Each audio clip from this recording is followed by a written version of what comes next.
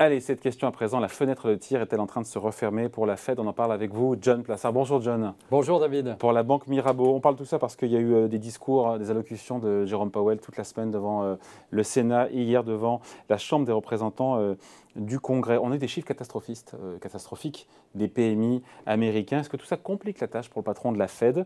On se rapproche du seuil de 50 pour l'industrie et aussi pour les services, qui est le seuil qui exprime le niveau en dessous duquel on rentre en contraction. Exactement. Alors oui, clairement, ça complique sa tâche. Pourquoi? Parce que lorsque vous parliez des PMI manufacturiers et des PMI des services, donc c'est des sondages, on demande à des entreprises qu'elles pensent sur leur business, sur le fait de leur travail.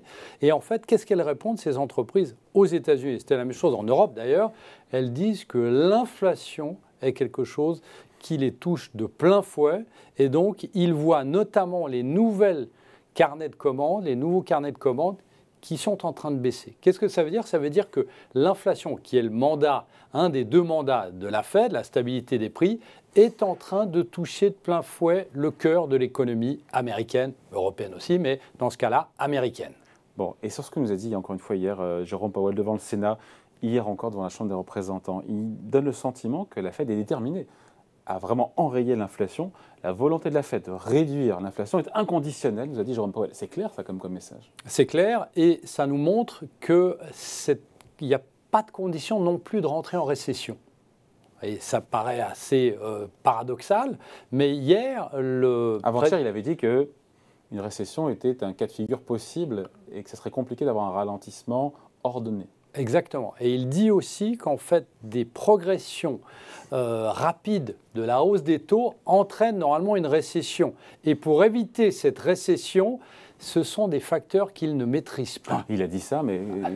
Donc en fait, qu'est-ce qu'il dit? Il nous dit clairement qu'il faut combattre l'inflation, mais il est difficile, vous m'avouerez, de combattre l'inflation si la majeure partie de l'inflation est induite par la hausse du prix de l'énergie. Ouais. Et d'un autre côté, il dit que le fait de rentrer en récession ou pas, ou d'en sortir, eh bien, ça ne dépend pas de lui. Donc, on est dans une situation où, effectivement, il nous dit qu'il va... dire ça donc, ça dépend du prix du pétrole, en gros, c'est ça?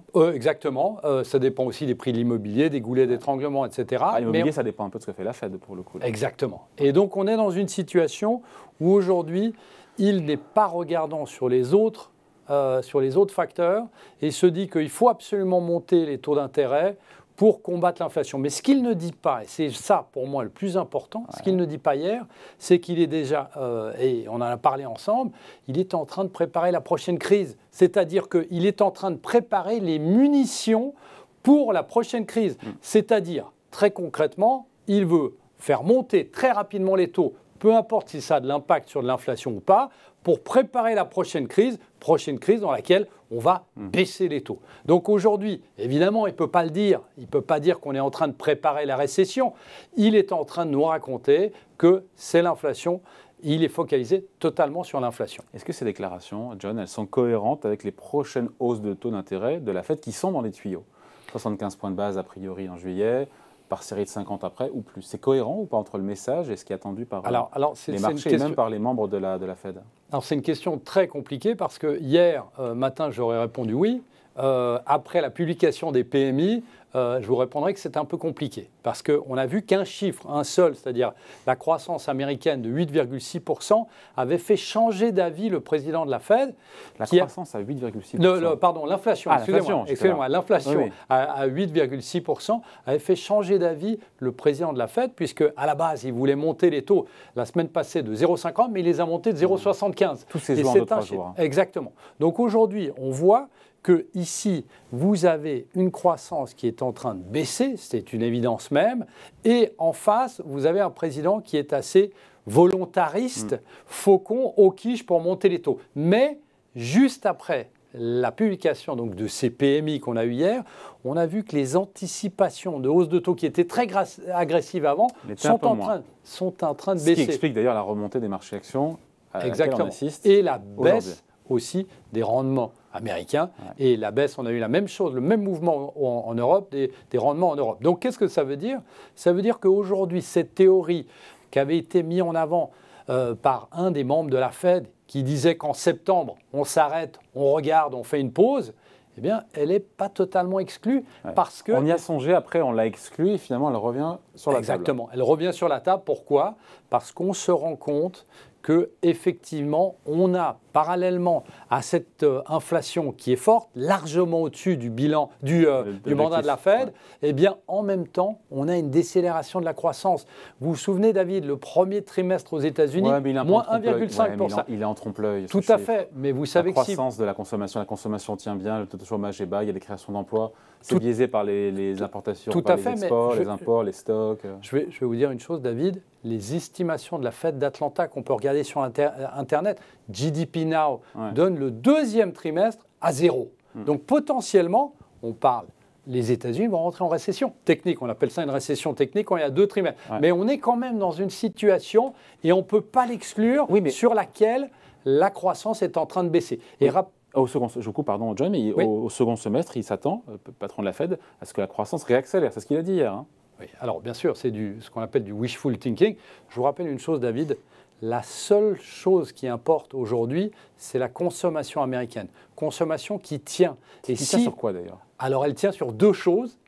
Elle tient sur les dépenses au niveau des cartes de crédit, les dettes de cartes de crédit. On voit que les dettes de cartes de crédit explosent. Et d'un autre côté, sur l'épargne qui baisse et qui n'a quasiment jamais été aussi basse. Donc concrètement, aujourd'hui, les Américains, 73%, ils vont manquer de munitions. Ils vont manquer de munitions et 73% du PIB américain, c'est la consommation. Donc qu'est-ce que ça veut dire? C'est-à-dire aujourd'hui, explosion des cartes de crédit, baisse de l'épargne, on peut le voir, c'est officiel. Et donc, à un moment ou à un autre, lorsque vous avez la confiance qui est en train de baisser, à l'Université du Michigan au plus bas, eh bien, à un moment, les Américains vont songer au lendemain. C'est vrai qu'il y a le plein emploi totalement, il y a même plus de création d'emplois que de personnes qui demandent, mais on est dans une situation, David, où on ne peut pas parler de forte croissance au deuxième semestre. Ce n'est pas possible. Mais est-ce que vous pensez sincèrement que devant la Chambre, que devant le Sénat, Jérôme Powell peut vous dire qu'on est en décélération de la croissance? Ce n'est pas possible, ce n'est pas le message. Donc pour les marchés, on finit là-dessus. Au final, les marchés ont peur de la récession parce que ça fera baisser les profits, évidemment, des bénéfices par action des entreprises. Mais en même temps, s'il monte activement les taux aujourd'hui, il se redonne des munitions, Jérôme Powell, pour derrière lever le pied, voire aider, et donc ça refait monter les marchés actions aujourd'hui et rebaisser les marchés de taux. Mais pardon, j'essaie de résumer un peu. Non, vous résumez très bien.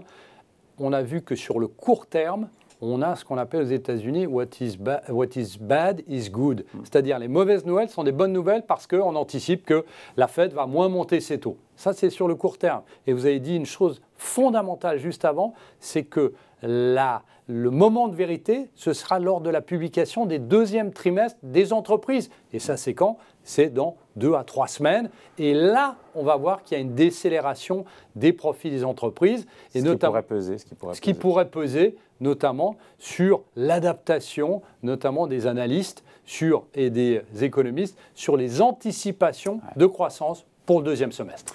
Allez, merci de passer nous voir. John Plassard, donc pour la Banque Mirabeau. Merci, John. Merci, David. Salut.